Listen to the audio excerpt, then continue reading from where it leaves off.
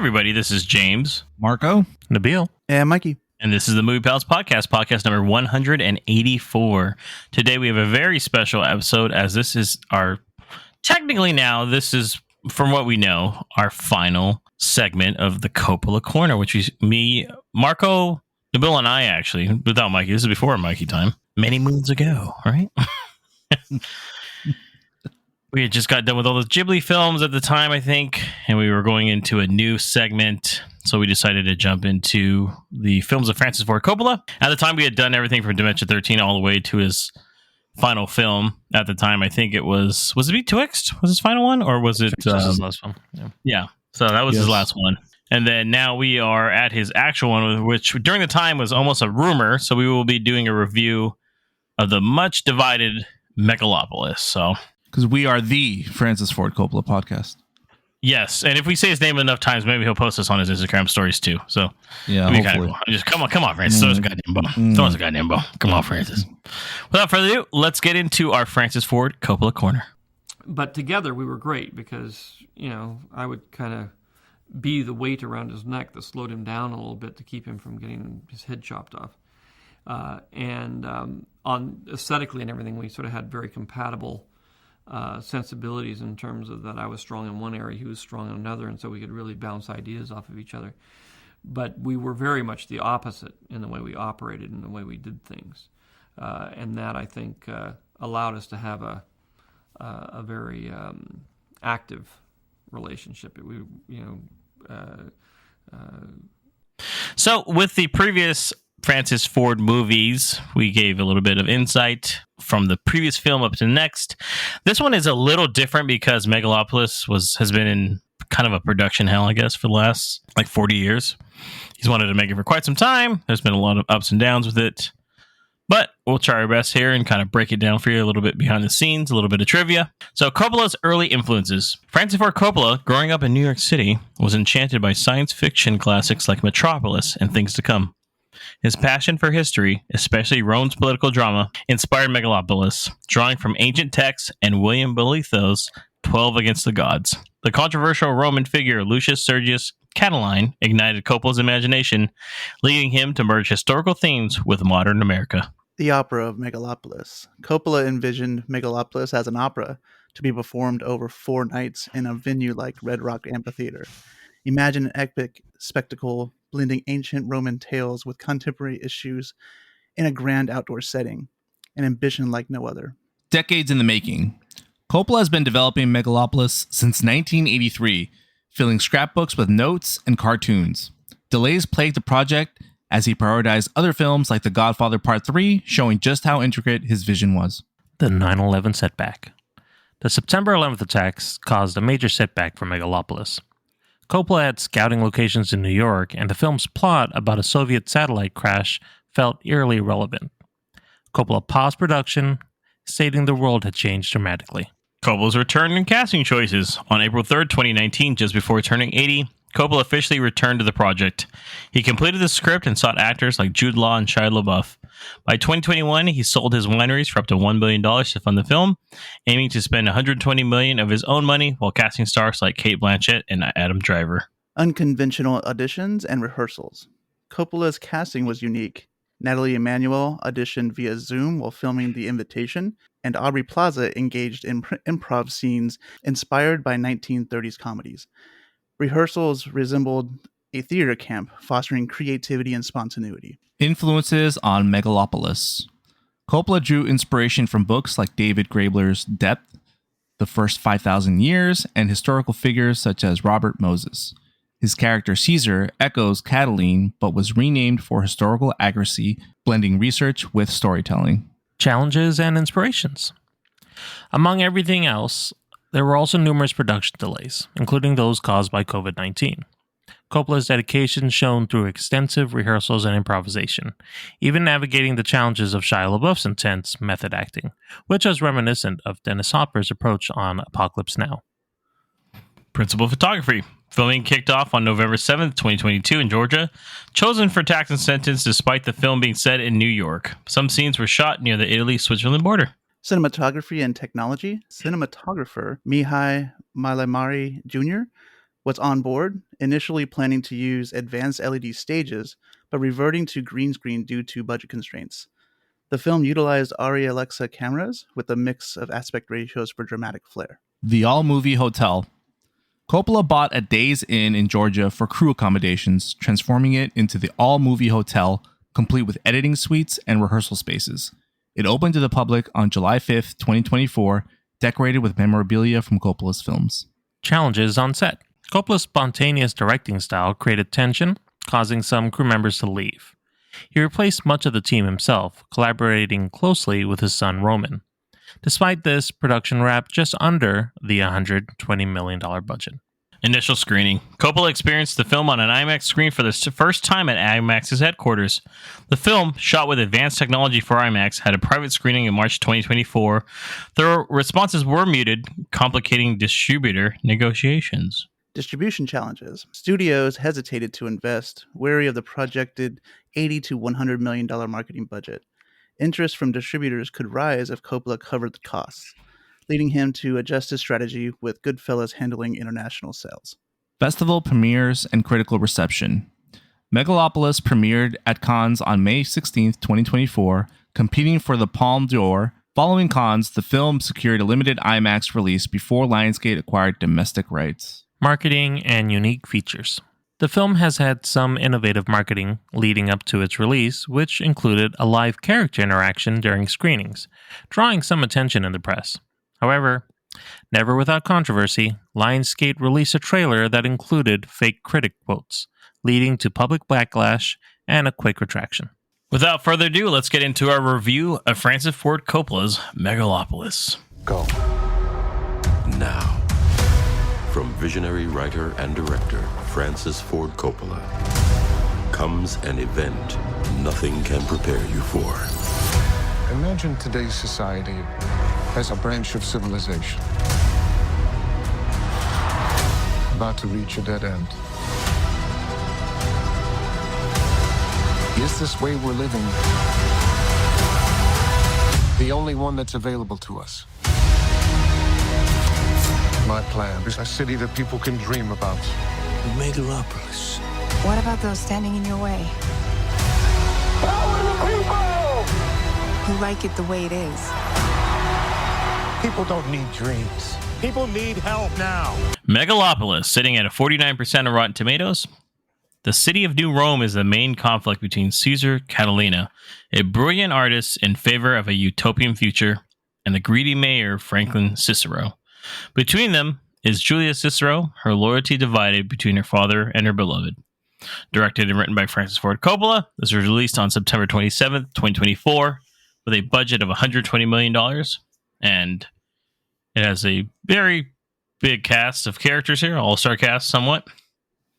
We have Adam Driver as Caesar Catalina, Giancarlo Esposito as Mayor Franklin Cicero, Natalie Emmanuel as Julia Cicero, Aubrey Plaza as Wild Platinum, Shia LaBeouf as Claudio Pulcher, John Voight as Hamilton Crassus III, Lawrence Fishburne as Fundy Romaine, Talia Shire as Constance Crassus Catalina, Jason Schwartzman as Jason Zanders, Catherine Hunter as Teresa Cicero, Grace Vanderwall as Vesta Sweetwater, James Remar as Charles Cothop, D.B. Sweeney as Commissioner Stanley Hart, and Dustin Hoffman as Nush Berman.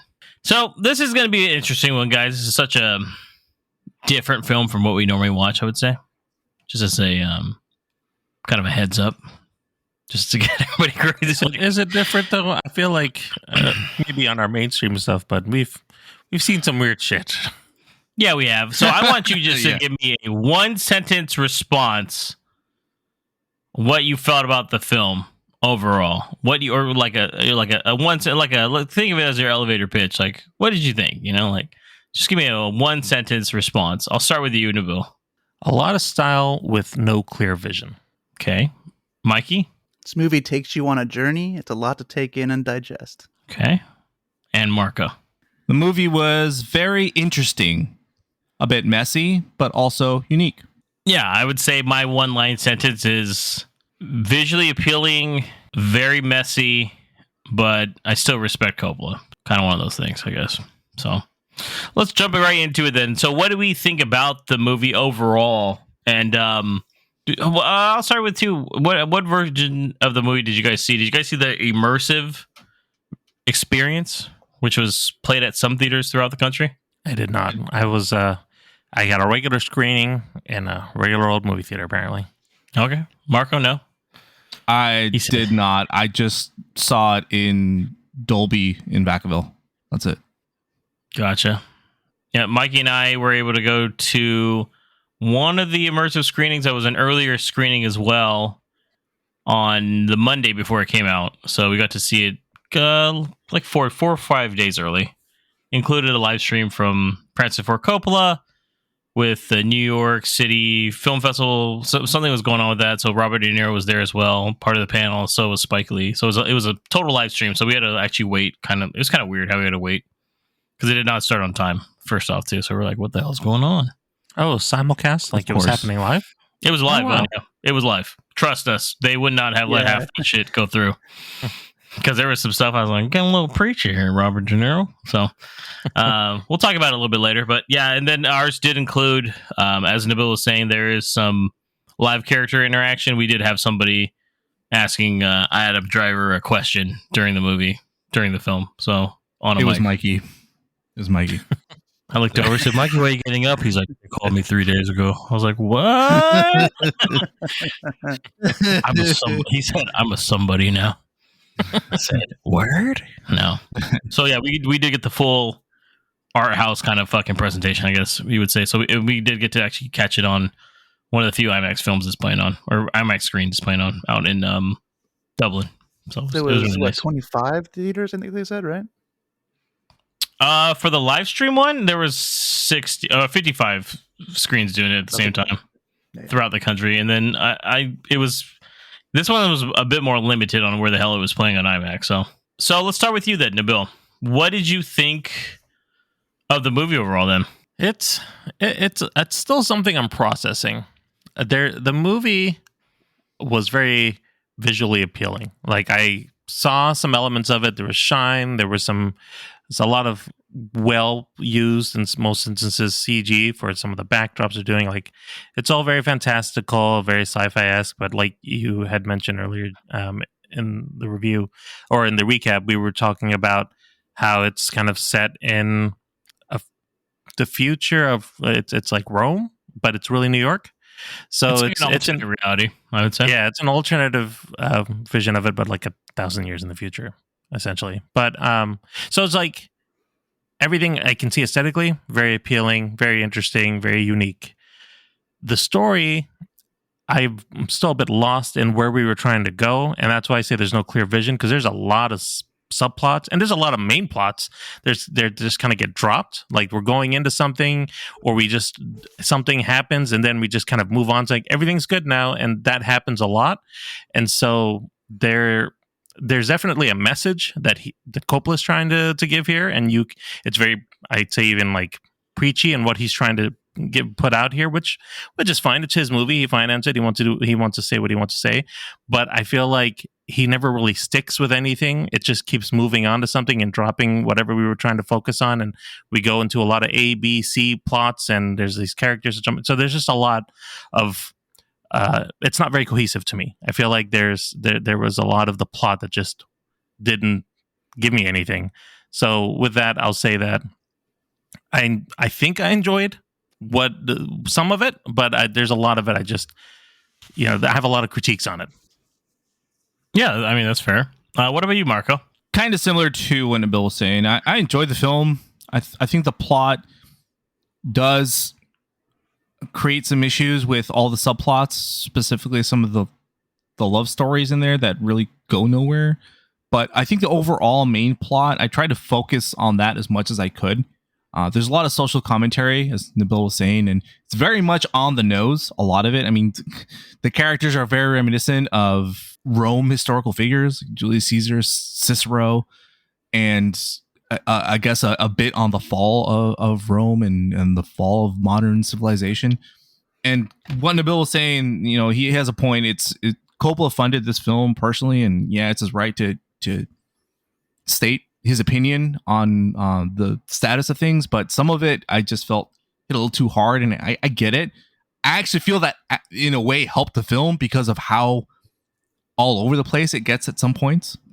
I think it hammers in what it is he's trying to say about modern society and what we should do as humans, I guess.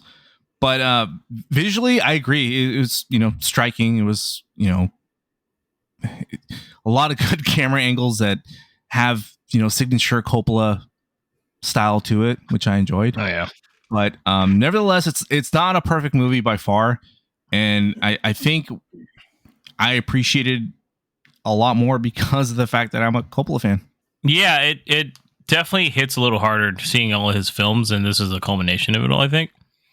I'll get into that a little bit when I talk about it. But Mikey, what about you? What did you overall think about it? Like I said, we did see it together. I do want to bring up that we did get a pre-interview where Coppola did break it down quite a bit better for us, just so you guys know, like what the movie's about. Like he literally told us, the crowd, like what he was trying to do. And I think, truthfully, Mikey, if you agree or not, but I think that actually helped out a lot, to tell you the truth, because I went in with that mindset right off because the interview was before the whole movie. So we got to hear all this stuff. It was like a 30-minute interview with the panel with the most nervous fucking panel guy I've ever seen in my life, dude. So just want to let you know. It wasn't a celebrity, like a celebrity. No, it was the president of the New York Film Festival, and he was like this Asian dude, and he was just like shaking like a fucking maniac. And I think he was a little. You could visually see his hand like fully, like side to side turning. It was pretty crazy. I was like, because he was there with it's him, and then Coppola's next to him, Robert De Niro's next to him, and Spike Lee. So I mean, there's some fucking star power up there, obviously. So I can only imagine he's probably like, all right, a little more nervous than I thought. So, but what did you think, Mikey? Did that pre-interview help out your like guidance of it all? Of kind of the, especially, I mean, we'll talk about it more down the line, obviously too, but about where he was trying to go with it too, and what his kind of purpose of the film was. Yeah, he was quite literal on like some of the themes he was trying to drive towards in this movie, and I mean, he straight up basically said like what the movie's goal was going to be, and like James said, I do think it really drove home like what to expect from the movie. So I think that did help me kind of process some of the stuff, put some pieces together I don't think I would have done on my own, kind of thing. So I really do think that was really nice to have. And I think if I hadn't seen that, I would have not liked this movie as much as I did. I thought this movie was good. I didn't think it was fantastic because there are a lot of the stuff that Marco and Nabil already kind of mentioned here. It does look fantastic. I do think there is a lot about the story that could have been maybe had a better direction, is probably the best way to say it. I think he was more going for like a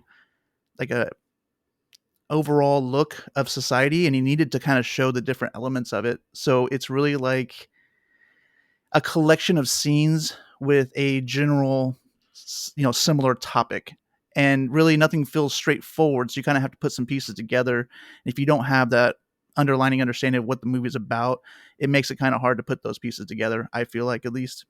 So it's just a lot to process. That's why I was saying in my one sentence, it's a journey, because really you kind of have to put a lot of pieces together yourself, right? Yeah, man. There's a lot to it. For me personally, I was very 50-50 on it the whole time, because I really, leaving that theater last Monday, a week ago at this point, and I remember even telling Mike, I was like, I'm not sure yet, because I had to really just kind of process it all, and it's kind of like a lot of layers to it, I think.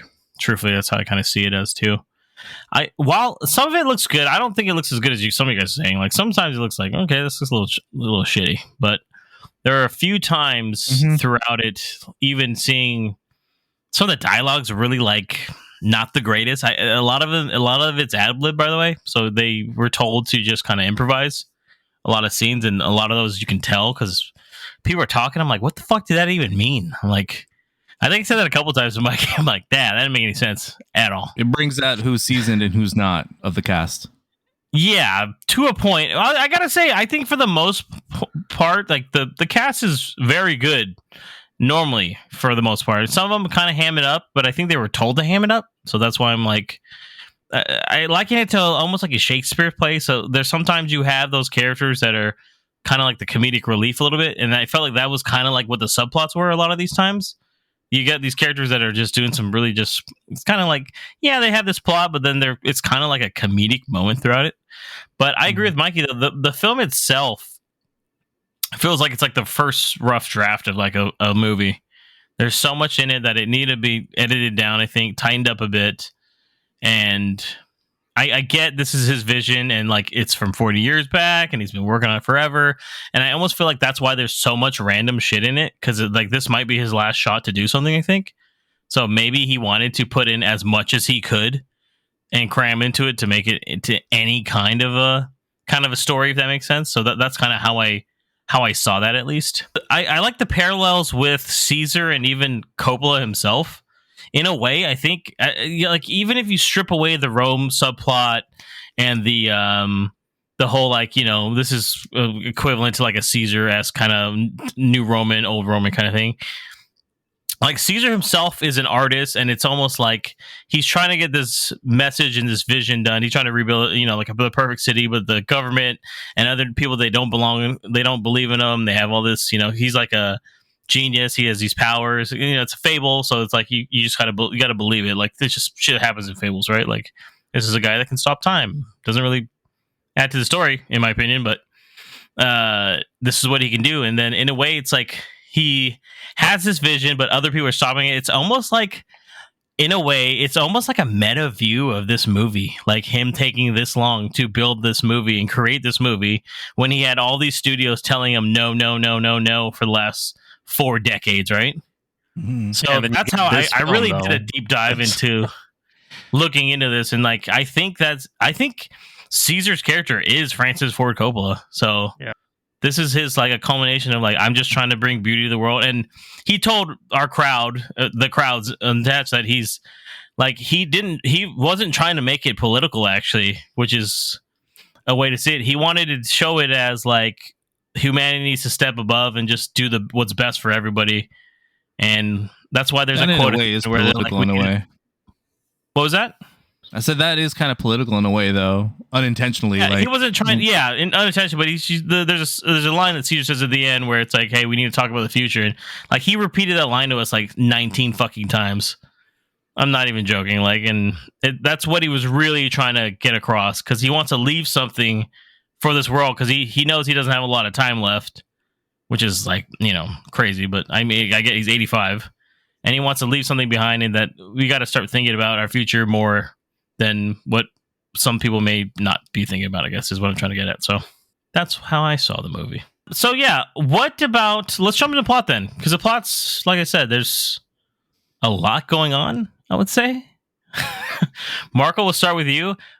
The overall plot of, let's say, Caesar versus Cicero, right? That's probably the main plot, right?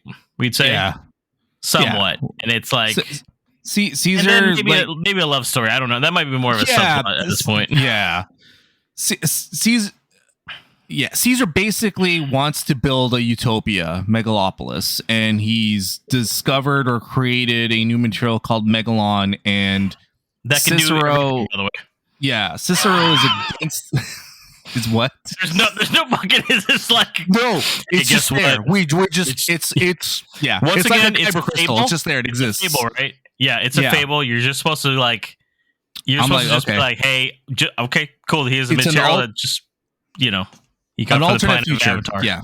Oh, sorry, it's unobtainium. I get it. It's unobtainium. Basically, yeah. So he wants to build Caesar this utopia. Cicero is against that. Cicero is losing fame with the public because the city is going to shit.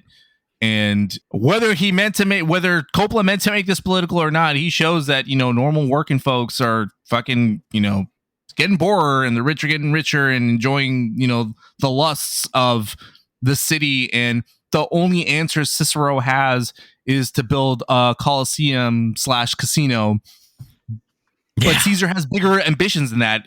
Caesar is thinking of the future. Cicero is thinking of the right now, and they just bash heads because of that. Cicero only cares also about himself and about saving his own career and his family, and that's it. And Caesar is about helping everyone so that everyone is okay. And that is ultimately their battle throughout, or their argument throughout this entire movie. And in between there, yeah, Caesar has a relationship with Cicero's daughter, a subplot that goes nowhere, mind you. Not really. He even spends like minutes on like developing this relationship that really goes nowhere. I think the issue. By the way, this podcast is gonna be a little free flowing. You guys can jump in anytime. They had no chemistry, man. I gotta say that. Adam Driver and Natalie Emanuel. I was like, Natalie Emanuel. She's really the one that I feel struggled the most, especially because I feel she has no experience with Coppola. She's not that experienced of an actor either. Whereas Adam Driver and everyone else, even Aubrey Plaza, outshined her with what she had, and I felt like that's what didn't make it believable. Adam Driver did amazing with what he had, and I'm not clowning on Natalie Emanuel. It's just for this type of movie, like I could only imagine what a struggle a novice actor would have with this material, especially if you were told to ad-lib lines, as James was saying some of these actors had to do.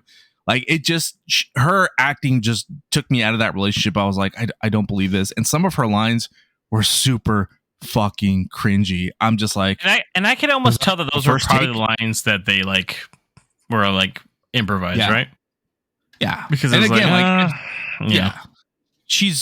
I've seen her in other things and she's great, but for this movie, I was like, oh boy. I think this is one of her more leading roles. Oh, Invitation, she's actually pretty good, but that's a horror film and it's a little different. But like the Fast Furious movie, she's a side character, right? Well, she was in The Killer, just came out in streaming. Okay, but she's the main character in that one. Yeah, but this was filmed a while back. Action-y style movies, too, yeah. Because I mean, we all know her from Game of Thrones too. But once again, side character, she's great in that. Yeah. So, but honestly, I think her use is really just for the kid, right? I mean, it's really just she's the glue between the two people we were just talking about, Caesar and Cicero, right? She's the glue between those two. She's the one that's keeping peace. She's carrying the future, right? Yeah. So it's like she has a key role, but her character is not plot needed. I guess it's really just there to kind of have something that they can strive for, I guess, and be kind of a goal for both of them to come together to kind of achieve in the future. She's the bridge between the two sides, like ultimately seeing like, hey, we really are in this together. It's not just about your side and my side. It's about us building this together. Yeah, I could see that. I just think she was a bit underused in that kind of way, I guess. Oh, but agreed. She probably is like the the weakest point on acting wise out of all the pretty big cast. That's why, Yeah. So. Yeah, and she's definitely has hints of leading to something bigger to help really make Caesar see that there's more to this world than him being alone and focusing on his vision, or focusing on his ex or former wife, I should say. But it never really gets into much. It doesn't evolve into much. Like there's a scene where basically Caesar doesn't have his abilities for some reason, and she's immune to it, so she can actually see these abilities that come to fruition. But because of reasons, she ends up finding ways for him to be able to have this power again. And but then once again, I don't know if it's like because of her or even matter though. Right? What's the point of even the power exactly? Well, that's the other side of it. Is it from the aspect because he's an artist and he's like this is the vision and he could stop this is muse, stop everything to kind of see what he wants to see. Yeah. I took it as he has this power, this ability, and even with that, he's still unable to accomplish what he wants, his goal. Like he can't get to it, even with all this talent. He has the power to stop time, and even then, someone like Cicero still stops him and still gets in his way. That's how I saw it. Or others too, yeah. Well, there's a line in the movie where, and I can't quote it like specifically here, but it says something like, artists can freeze emotions and freeze hope and dreams in time by painting a picture, something of that nature, right? Oh, so yeah, that's good. I think that's what his power is, right? The power is kind of like him like feeling like he accomplished something, And so when he loses it and sees her, he sees the future that they could have together, and how she could help build the world that he's looking for. So he gets it back because he's got that emotion, that feeling again, and he can kind of go back to what he was doing beforehand and kind of completing his dream, right? Kind of that, or it even gives us the ability to like stop time and kind of like take a step back and take it all in, I think, and not let all these other things kind of like bother him as much and kind of verify, I guess. But it's kind of think to that point, though, to both of your points, really, like that quote, Mikey, sounds very ominous and would be very well used to be illustrated in this movie. And then the same point, like with James of saying, gives him a time to step back. Like we don't sit with any of that. He freezes time for an instant. Like in the trailer, you see him. He's on top of Bill. God, relax. Man. He's on a clock tower, and he's on top of the skyscraper, and he kind of freezes time because he's going to fall. And then he comes that like back. The first time he realizes he has powers? By the way, or was this just like it's so random? It's in the beginning of the film. I was like, okay. Is that it, or like, am I supposed to take this anywhere? They're like, that's all. Don't worry about it. Now that's where like a lot of these things, including the character we were talking about, Julia. They're introduced in a way that feels like there's something here. Like, let's continue on and see what this is really going to be about. But we only get little bits and pieces of it, and because we're moving on to so many other things. Is the issue then to build the way that the story's kind of unfolded? Because I've read a lot that this probably, and he originally wanted to make this like a play. This almost feels like a play, right? Like where you are a lot of times jumped into the middle of something. It's not everything is explained to you, and it's kind of like a little bit faster paced. Where it's just because it felt like a lot of these things were just quick scenes, right? Right, and one of the things that we mentioned about the production of this film and its fruition was how the film was resorting to green screen due to budget constraints, but it eventually was going to use like these fancy stages, similar to gosh, I forgot that film already. We've seen One from the Heart, where we had that setup of a play and he would just kind of transition to other things. I think that's what he was trying to wanting to go for this, and maybe that would have helped a little bit more with what this is. Yeah, I think that would be great, but honestly, with what we got, I think he just really needed a really strong editor to say no to him in some things. Like, let's do this. That might have helped a little bit more than how this ended up being pieced together. I can see that too. Yeah, while it did feel like that, like kind of play like where you kind of jump in the middle of certain things, there's also like some extended scenes, like the whole like circus scene was like super long in my opinion. Like there's a lot of stuff that's happening in that. Do you think that was maybe just kind of leaning into I felt like it leaned more into like the Roman aspect of it all. Like it's supposed to be like they have like a small chariot race in the beginning, and then they have like the auctioning off of the girl, and it's kind of to show kind of the brutality of like, oh, they're only going after her. Her virginity is worth this much, supposedly, blah, blah, Yeah, I get they were hammering those points, but it did go on a little like too long in contrast to the rest of the plot, and he probably could have shortened that. It looked amazing, though. I mean, the shots of the chariots at the beginning looked really good. Even like it's like a drug-induced moment for him, too. Like Caesar's like taking all this stuff, and I actually thought it was kind of funny because he's kind of just doing that because he doesn't want to be there, right? Yeah, he's a little different than the other, rich people around, right? So even his mom is just like brutally, honestly mean to him. That was fucking hilarious, by the way. Like every time he tries to be nice to her, she's like, "I wish you weren't born." Like this, I was like, "God damn, lady." Let's jump into the themes then. Overall, what I know, Marco, you were jumping into like what you thought overall, and a lot of things we've already touched on it a bit. But what did you overall think of the messages and themes throughout the film? Really, I felt that again, Megalon. It's random, I know. Just go with it. Suspend disbelief for a little bit. I really think that represented like all our resources, really, and what we could do with it. Like building this utopia city where everyone has like access to every place of the city.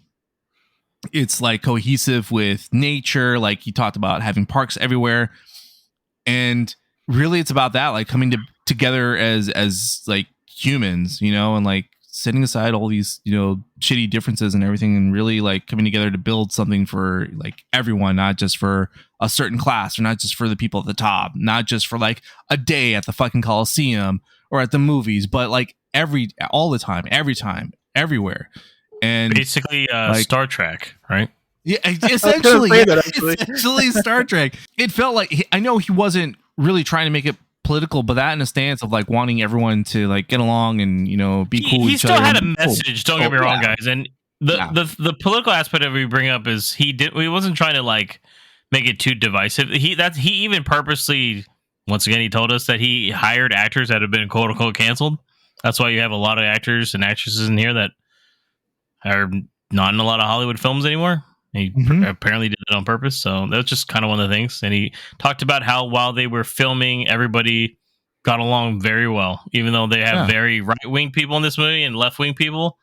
It just kind of shows, even in the production of the film, that if you guys all have a common goal, you can get it done together.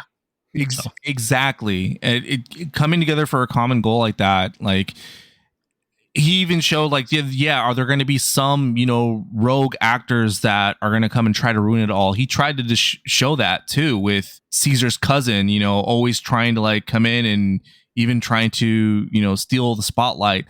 There's going to be rogues on either side trying to stop everyone from coming together and create something that's, great for everyone.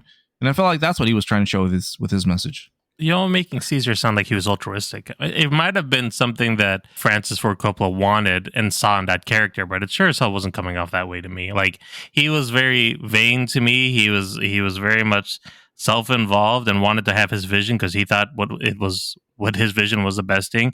There was a line that was thrown in there when he was blowing up these old apartment buildings, and they were like, well, what about the people that are losing their home? Where are they going to go? And he's like, he doesn't care. He just moved on. He's like, who cares? So he let the people figure it out. Or one of the things where he's talking to Cicero and saying how he's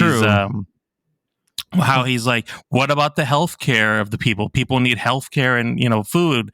And he's like, no, we need to worry about the future, not right now. And it's like, so all he really cared about was the future of what he was building. And maybe it is, the good for the ultimate means, and everything's going to be good for that and down the road. But I mean, there's a big catastrophic event happened. Again, a little bit of spoiler here, but essentially a good part of the city gets blown up. And he doesn't care about what happened to the people that got blown up. He cares now that he has a place that he has to build his city. Like, it's true. The guy, everything to me that I saw, again, good intention or not, and I think that Coppola had good intention with his character because he was trying to clear, like you were saying, James, the clear line between Cicero and Caesar, and they were very against each other or whatever. But I feel like Caesar really was like, if you just let me do what I need to do, everything can be great. But he's like ignoring everything else that's happening around him. And everything fall apart. I think he's supposed to show. You're losing the point a little bit on that. I think it's because if they followed what he does, all those things would be answered and fixed. Exactly. Yeah. He was the one causing the buildings to go down. He blew up the buildings and then display, let them display. That's because of him. Those buildings, though, were really like were run down, and he wanted to build better homes, better buildings for those people, which would lead to better health and life overall. Cicero didn't do shit for these people at all. Like you're looking at both sides, shit too, right? Like, I'm not saying he's better. I'm just saying, like, Caesar isn't somebody who I think is also seen as like. There's a reason why the people weren't happy with either of them. He's still a flawed character. Don't get me wrong. Exactly. Well, I think that's what the movie's going for, though, right? He's not perfect. He's doing drugs. He's going on binges. He's, he has a vision. He's once again, he's Francis Ford Coppola. He's supposed to be Francis Ford Coppola. He's like a genius. He's a genius that nobody else can. Not very few people see his vision. Is what he's getting at, and that his life's work is to try to convince people that what he's doing is for the betterment of society. And that it's something to leave behind for their own children, which, once again, we'll talk about later, but, it's very on the nose on that as well. But, that's what's leading into it. Like, there's a lot of issues, and he's not he's kind of an asshole, right? He's one of those guys, but a lot of these kind of geniuses with these mindsets like that are kind of like that. So, it reminded me a lot of like Howard Hughes, kind of. Yeah, he's like I don't know. There's no modern day geniuses, in my opinion, so I don't know. Yeah. You tell me. So. Well, he was more or less like the catalyst. Yeah, I mean, the movie's showing like it doesn't matter what your point of view is. There's some kind of flaw to your idea, and somebody else will have a different flaw and a different method of doing whatever they think is the best, right? So even though this person is a genius, he's going to have things that are not coming across as maybe the greatest kind of atmosphere to kind of be around, or like a shady past. He's a very you don't really exactly. You never really like fucking know what happened to his wife. There's like hints, and you think you might know, and then you think maybe she's stuck between time, and then you're like, how much drugs have I done before this movie? And I was like, I don't really know. I don't know, man. So, but yeah, he rides the line. I mean, he has to do, even for the character that portrays himself, right? He still has to show the flaws of that character, and I think he does that pretty well with all of the characters. All the characters have an agenda that they're kind of approaching, and all of the characters have flaws. And I think that's how all of us are, in real life, right? We all have flaws that we can speak for you. Kind of work with. And I was like, perfect here, Mike. I don't know so much. I forgot James is perfect. So my bad. Everybody else has flaws. Real quick, then we talked a lot already about the main three. I think enough here. Let's bring up some of the side characters with some of the side plots that are involved with them themselves.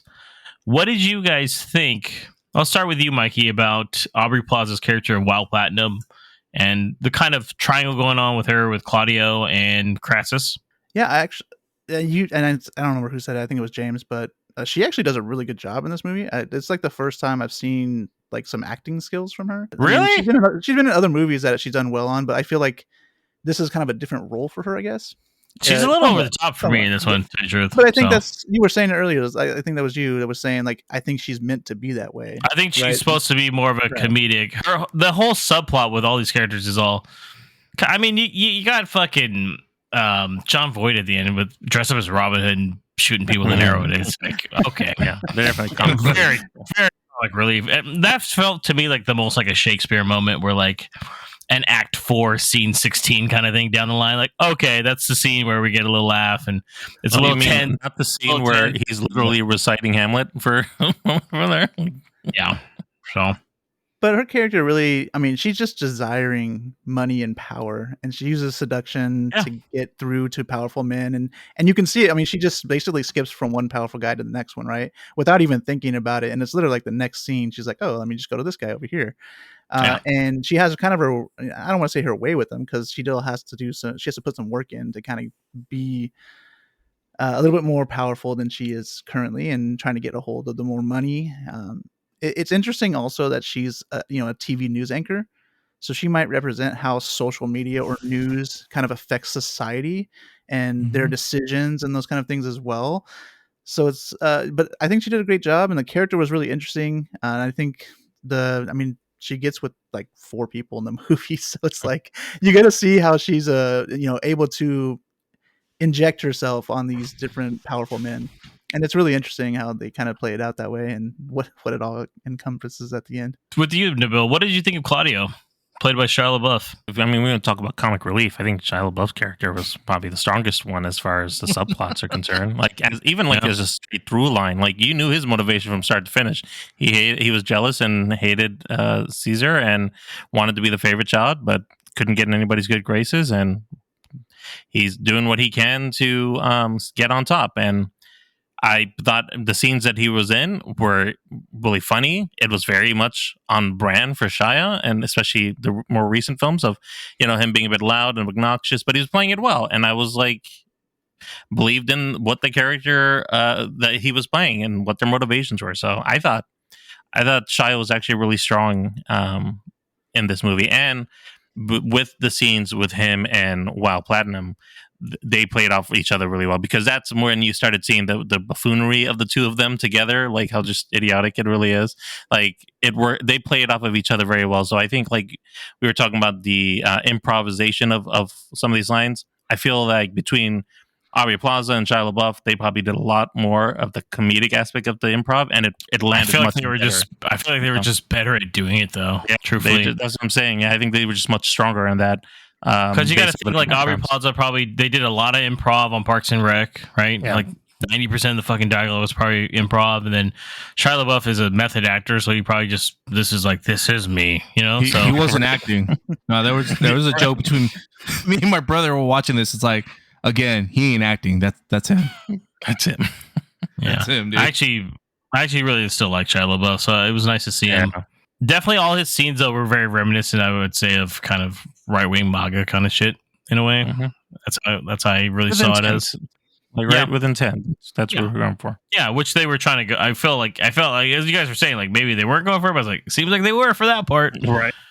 It's a little bit. especially like trying to get down and dirty with the people. Like they're taking things away, and I'm like, dude, this guy's hella rich. What the fuck's he talking about? You know? Yeah, So- he's trying to fucking get their support and like say, I'm one Yeah, of they're you. taking It's our- like, Yeah, they're taking their houses away, and then they quickly are like, yeah, because he hands off money to them and stuff. Like, oh, he's helping us out, but then by the end they realize like you're a fucking idiot too. So, Right.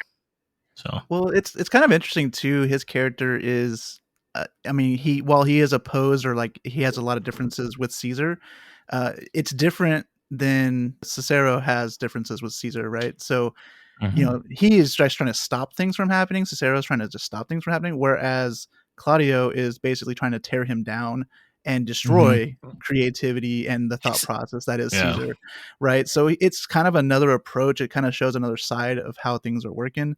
And he has some really good like dialogue with Caesar. He says, "Me and you are the same, and the only difference is our direction of our passion."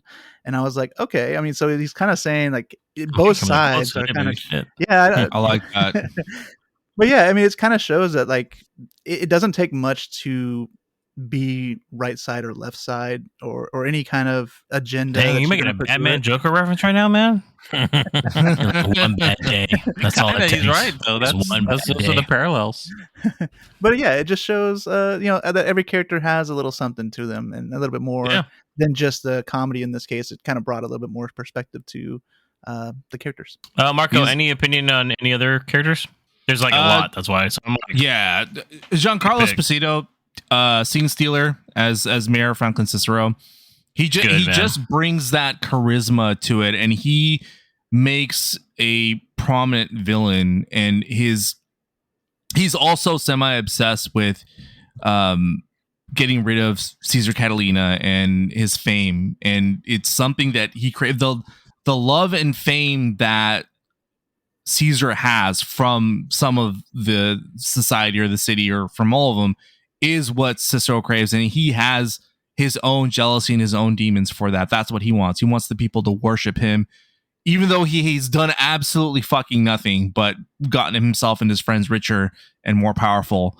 But he does it, you know, so well and really has like a great arc. I feel like he's one of the few characters that has an arc throughout the film, as he starts off really against Caesar, and then like the whole the tension between Caesar and Julia dating, and the whole dinner that they all have together.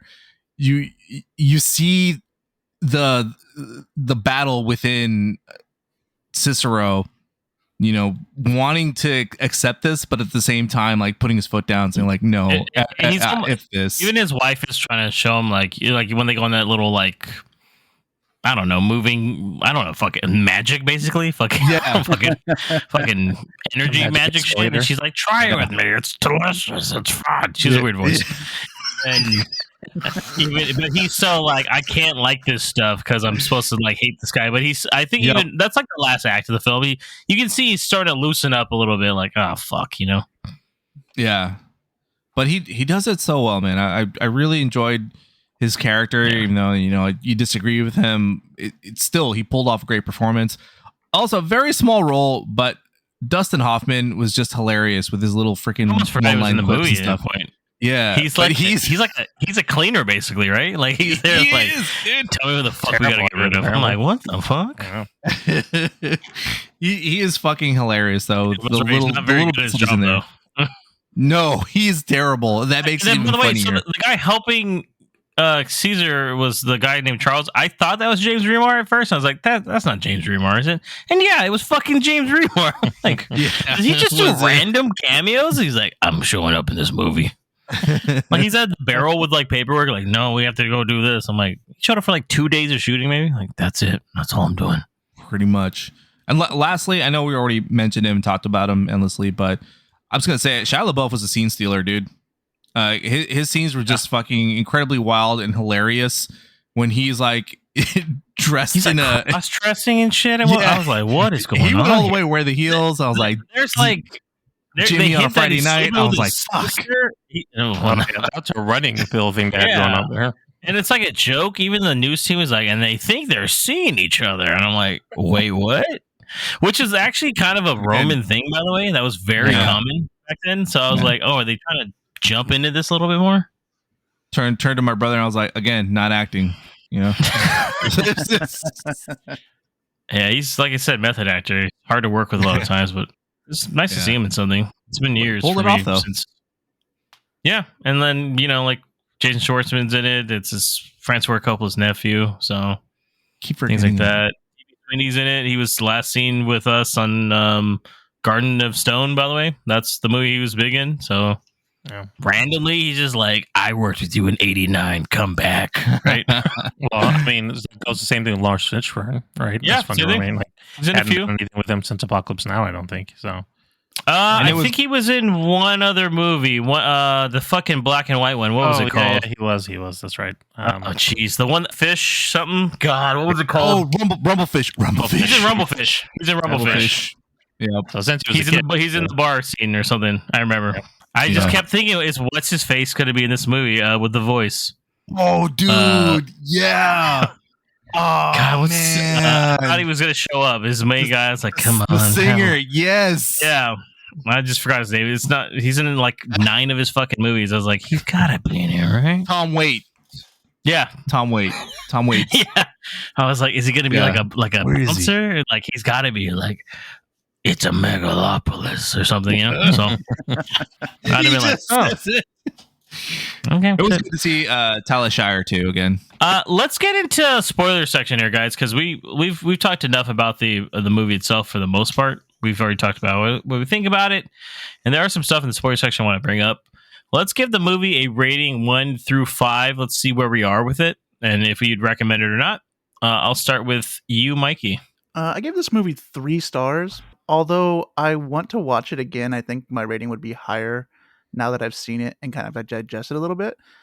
So I would recommend you see this movie. It is an experience. So as long as you go in there kind of expecting that, I don't think you'll be disappointed. I think it's good enough to watch in the theater. Mikey's like, I'll tell you this part where you can stand up and interview Adam Driver. I'll give you the cue. People might yell at you, but it's going to add to it. Trust me. Marco, what about you?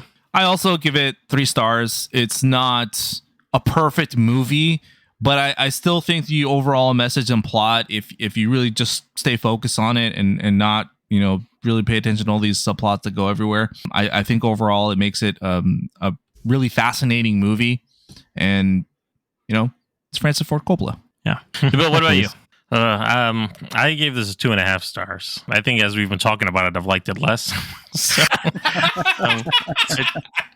I think that the movie, for the pure spectacle of it, might be worth watching just for that, because as we've mentioned, it is a fable. But if you're not seeing it in the theater and you're going to watch this at home, I don't know if it's going to be worth watching at home. Okay, well, Bill, still give it 2.5 though. You're allowed to go lower, Nabil. Don't be afraid. There was parts of it that I liked. But a lot of it I didn't. I give it 3 as well. I'm really, like I said, I'm 50-50 on it.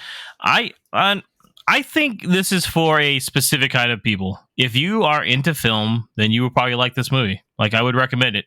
This might be worth a rental with you and a couple of friends, because then if you can talk with somebody with it afterwards, I think it actually makes it quite fun.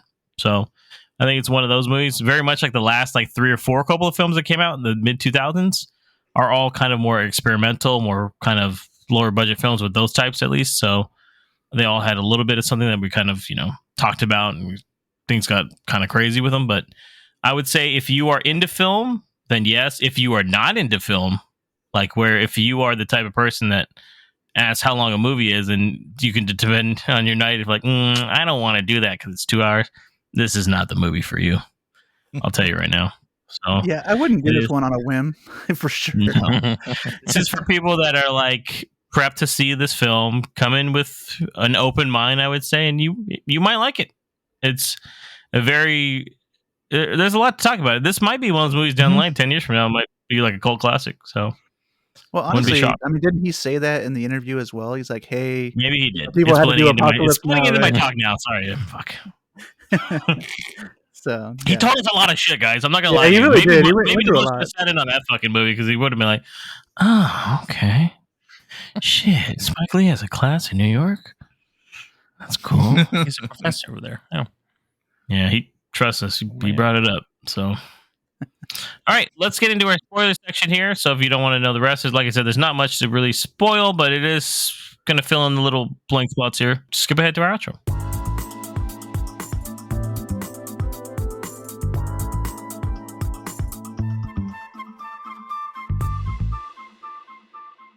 I have to ask first because Mikey and I are the only ones that saw the the immersive part of it. Did that add anything, Mikey, to the interview part for you? Honestly, I think it made it worse.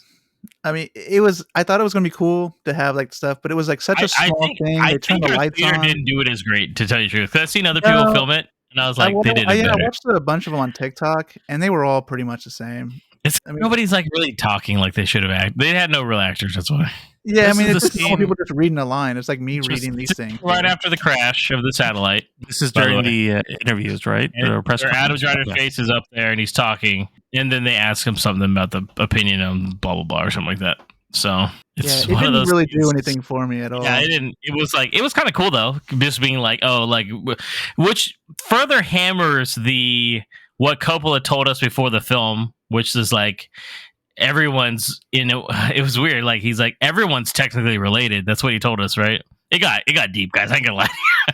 He said we're all distant cousins of everyone. We're all one life, and then in a way, like us as even the audience are part of the movie. So I was like, oh shit! I was like, damn! It's like Coppola's making me feel good about life right now. I was like, it's hit me in the hearts, or it was the fries I was eating. But it's yeah. So that's just one thing I want to ask Mikey, just because I agree. It was just kind of like, okay, that's fucking weird. And then it went back, and the lights came off. And I got the mic and walked off. I was like, okay. Thought there'd I be think more it would have of a been really fucking cool. scene. Though. Yeah, that's what I was about to say. Is like I really There was feel like somebody if that it was really, like, no offense, we had to do that. It seemed a little shy to do it, but he just did it, and then it happened out of nowhere. I didn't even know what was going on. I was like, what the fuck? Where's he at? You know? yeah. But Well, yeah, honestly, if they had like two people, right, and then like they had like a moderator guy that's like, "Hey, how about your question?" Right, and then the guy read it, and then after that would have question added was to answered, it. But then they if asked you can't another pull it person. off, it would have got weird. Yeah, It would have got even weirder. Like, what the fuck's going on? Too many things would have, or could have, I should say, gone wrong if that had been the case. So I understand why they didn't do it. So, DeBill, this is a little bit of a question for you because I already know kind of what goes on here, but we all had different experience watching the film. You saw it at Alamo Draft House, so you probably had some people that were a little bit more open-minded on it. But you had an interesting thing where there's a assassination attempt on Caesar. He gets shot in the face. Do you want to break that down for us? What? So you want to break us down? Like, so what? You had somebody that just was like laughing the whole time, like a sadistic fuck, and he left the theater and came back. There was a man who was finding every element that wasn't the actual comic relief part, and was just laughing uncontrollably. And it actually reminded me a little bit about your laugh, Marco, when we get really into something and it's a little out of control. This man, every laugh he did was out of control, and the scene where Caesar essentially gets caught up and gets shot by this kid, immediate, as soon as it happens, just bursts out of the laugh, dying. And he's laughing so loud and so obnoxiously that he ends up like walking out the theater for 5 minutes while he's walking out. And then after that, he kind of just returns back into his seat. And I'm just like, I told him, Bill, if there was going to be a shooting in a theater, it was that moment right there. right, like shit's about to go down. I would have been sweating like, dude, do I kill this guy? Do I stab him? What do I do? Like, something ain't right with this guy, but yeah. It was a bit intense, but yeah, I mean, it definitely, whatever feelings I was supposed to have for that scene didn't come through because that guy over there was. I can only imagine you just go back to the moment now and you just remember the guy laughing like the Joker next to you, or Marco. I guess. What did you guys think about that scene though? Overall, was it and the eventual like use of the what's it, the megalodon? What's it called? Megalon. Megalon. And it cures him in this way, and there's a scene later where he comes back and it's like his face is being repaired by it because it just does everything. It's like if there was ever a time, they allude to it with the dog's broken leg and everything, but I didn't actually think they'd use it like that. And it's well, if there was ever a time that they were going to use his superpower of stopping time, I feel like that would have been. I thought he was going to stop right there. I'm like, oh, Yeah. he was shot in the face right there. Just got shot in the face. And I also don't understand. I mean, they don't really explain it, but they do talk about it in the background a little bit. It's like, we have the Megalon or whatever, and it's working. And I'm just like, so the doctor's first reaction was like, Nabil was like, show me. Show me. So what the fuck's going on? Did they put it on his face like silly putty? It kind of looked like that, right? There you go. Put it on like some Vaseline or some shit. Let's give him back his Adam Driver's nose. Like an ointment. Yeah. His Adam Driver's nose. But then it was like curing him. Bleeding. It was kind of slowly though, because then the effect is like God, like a fucking like see-through jellyfish kind of look, and he kind of was wrapped up, but then Well, I forgot to. I hadn't even thought about it, but thinking about it right now, there was a whole thing about him revealing his face, right, with the mask, and he had no eye.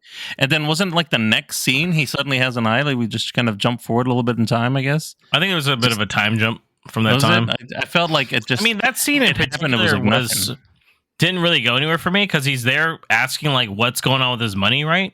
Yeah. And then it's never really a conflict after that though, and like I was like, I sorted it out. Okay, I guess that's it. His grandfather or whatever was just like, no, your money's there. See. And then actually, isn't that the scene where he has a heart attack though? No, it was before he had a heart attack. Was it okay? Mm-hmm. He had the heart attack before because now the kids are whatever his kid is in control or Wild Platinum's in control, and she was freezing the accounts, and then he wasn't aware. But when it was brought up, he's like, no, it shouldn't be a problem. We'll make sure you have your money, and I guess somehow he came to understand that it's okay to make sure that he has the money, and WoW couldn't do anything about it. I have no idea. Well, jumping into that though, Mikey, like, what about what happens to WoW and Claudio? Because Crassus actually is not as sick as he appears, right? He was Robin Hood all along. Oh my god, he just pops out. He was like, "Oh man, okay."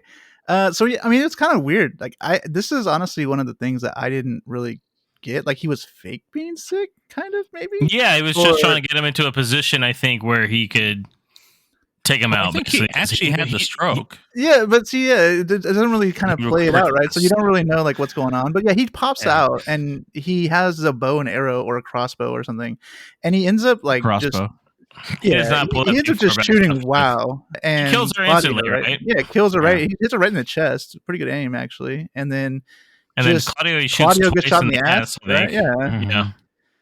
So, but it's just it's like a strange scene in general. I don't know. This one, I don't really know what he was trying to portray on this one here, other than just, hey, you get what you deserve kind of thing if you're trying to screw people over. But once again, I go back to, I think it was just kind of once more like a comedic moment, man. Yeah, it might have been. That's how I kind of read it too. There to be there, yeah. How like even though they think they had the one up on him, like it just shows that he is much wiser because of his age, possibly, and he actually can see through their little plan. Possibly. I know. I think it's comedic and also like a convenient way to close out that subplot. It's like it was the end of the movie, I guess. Because then nothing else Everything comes works of it. out in the end. That's I mean, Claudio is the people get to Claudio, right? And they string him up, and it's against that dollar bill. Mussolini his ass, dude. That's how Mussolini died. I was like, oh shit! Tell me you're not being political again. That's straight out of history, man. He just got a lot of inspiration, Marco. Shit. So, let's talk about the ending then. So the ending ends with I guess you might say they're escaping the city somewhat, right? Caesar, Julia, Major Franklin, and this weird wife. They make it to Megalopolis, and they basically open up the gates for everybody to come live there, pretty much, right? And I guess at that point, Franklin and he's cool with Caesar at that point, right? He's kind of like, okay, do what you got to do, right? Well, there's a conversation on the train there, right? With the baby. Julia? Is that her name? About the baby, right? Yeah, about you guys were talking about earlier about how that is the real future, right? Yeah, and that's what Coppola was saying in the interview before the movie, and that's what helped me at least with the movie, is that really his whole vision was to set the future up for the kids, the youth of what we have right now, and build something that they can succeed with later on, or have a better life on their side. So it's really all about the kids and how it progresses through.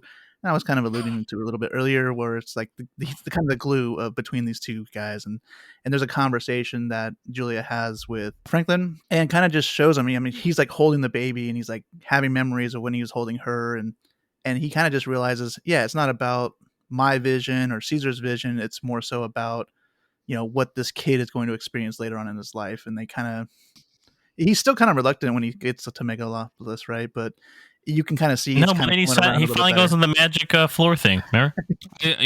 Come with me on the floor. Look, the floor moves. I like that scene though. It shows his true heart, where he finally comes around and he opens up his mind, and he takes her brittle hand and he hops on the magic escalator. And he's like, yo, little come on, let's look at Megalopolis together. I'm sorry, she's got a weird voice, man. Whole time I was like, I don't feel like they would have made that. They wouldn't have made Natalie Emmanuel. That's not her mom. I was like, that isn't. I was like, Giancarlo, I see that part, but the other one, no, there's someone else. Was she adopted? So. And then it gets very like Hollywood ending. It's a happy ending for the most part. It's kind of like celebrating New Year's Eve the following year, I believe, right? And then they set the baby down, and then they just kind of embrace, and it's just like an overall happy ending to kind of show you like, hey, it worked out. So it's a fable. Yeah, which is like the part of the whole story is it's like Francis Ford Coppola's Megalopolis, a fable is the full title of the movie. So. Just to let you know. So, like, that kind of clears over spots if you have questions. Like, why do they do that? Like, I don't know, man. That's just how shit is there, okay? I don't question shit. We're in a fable. Yeah. Just for everyone, what is the best thing about the movie and what's the worst thing about the movie? Start with you, Marco. I think the best thing in the movie is the overall message of the movie. Yeah. And I think the worst part of the movie is at times, though visually it looks great, sometimes, I don't know if the style he was going for. Sometimes it looks like the movie was shot in his winery. Was made in the early 2000s or late 1990s. I told my brother, sometimes it looks like What Dreams May Come. That style from the 90s and early 2000s, and it looks like it just stayed stuck there. In some scenes, it looks like that. I'd say that's probably the worst part of it. Okay, Mikey. Yeah, I kind of echo the good parts that Marco mentioned. It's really about the message that he was trying to portray. And the bad parts is that I don't think many people that watch this movie will get to that without really kind of paying attention, talking about the film and getting there. So that's kind of the bad part, is like the lack of direction towards that vision is kind of lacking. I can see that. If you once again, if you don't have the right people you see it with too, I think, or if you're not paying attention, that's what I'm saying. I still think it was better to see in theaters, because it kind of forces you to sit down and watch it, and you can't take a break, or you can't pull out your phone to look at shit while it's going on, But you can laugh maniacally, so that's true. I mean, dude, we had a guy in our theater that would have went ballistic if that guy was laughing. Dude. We had a guy that was doing a countdown at one point, and the other guy was like freaking out. He was doing, because we had the live stream countdown, like, hey, 10, 9, because it was all live. And he was like, please don't do that, please. Like, he was like losing it. I looked over and I was like, Jesus Christ, relax, dude. I'm like, fuck, I can tell you don't get out too often.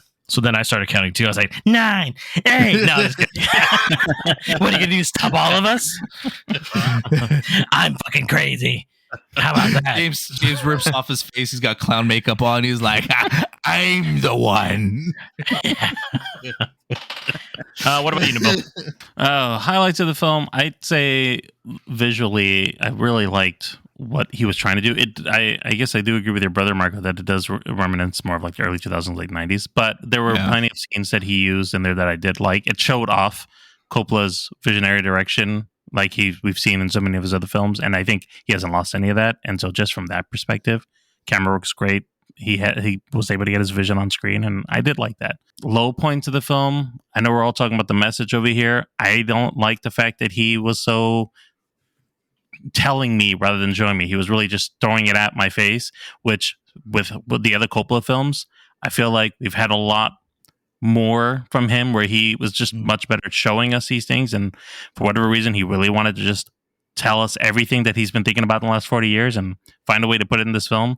And that's a bit disappointing. So I gotta go back to saying, could have used some better editing, but you can go into it and learn some more about what his thoughts are on things, because he's straight up just letting you know what they are. But I don't think that that's a strong character of this film. My highlight of the film is just kind of finally seeing Francis Ford Coppola's vision. It's nice to see it. This is his kind of his dream, and he got to put it on screen. Takes a lot of guts. I have a lot of respect for that. And yeah, low points, I would say just some of that dialogue, just a little rough. I think sometimes, like Nabil said, with a little bit more editing or a little bit more of a direction in it. Overall, though, like I said, I still had fun with it over for the most part. And I think, like I said, if you're into film, it's definitely a recommendation. So that is the end of the podcast, though. We appreciate y'all for tuning in. Marco, let them know how everyone can reach us. You can listen and follow us on your preferred podcast platform. We are everywhere.